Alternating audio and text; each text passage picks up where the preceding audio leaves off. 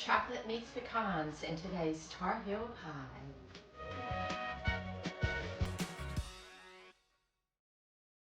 The first thing you're going to do is line your 9-inch pie plate. You're going to set this aside.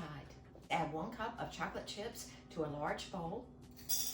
Now we pour 1/2 cup or 1 melted stick of butter over our chocolate chips. And I microwaved my butter to get it warm.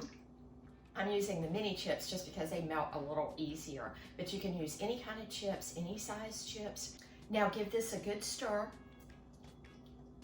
If your butter cooled off, you can put this in the microwave for 1 more minute. Stir it until your chips melt. In a kneading bowl, we're adding 1/2 cup of granulated sugar, 1/2 cup of firmly packed brown sugar, and 1/2 cup of flour. Give this a good whisk. Now we add 2 large eggs at room temperature and slightly beaten.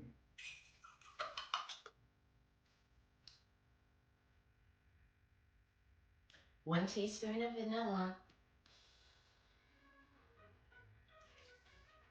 A little extra vanilla never hurts. Let's go ahead and combine this. And now the second star of our Tarheel pie is pecans. 1 cup of chopped pecans, and mine are toasted. Let's fold these in. So your mixture will be nice and thick. So that looks good. Let's give our chocolate 1 more stir.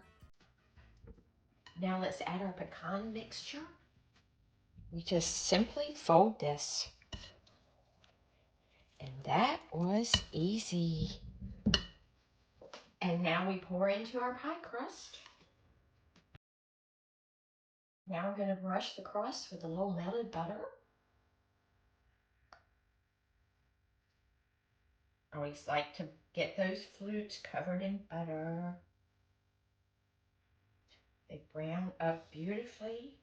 This pie is going in a 350-degree oven on the center rack for 30 to 40 minutes, and we'll be back. This is our pie at 35 minutes. Set up very nicely. It's cooked and set up on the outside edge. After 20 minutes, I did cover the crust because it was browning more than I wanted.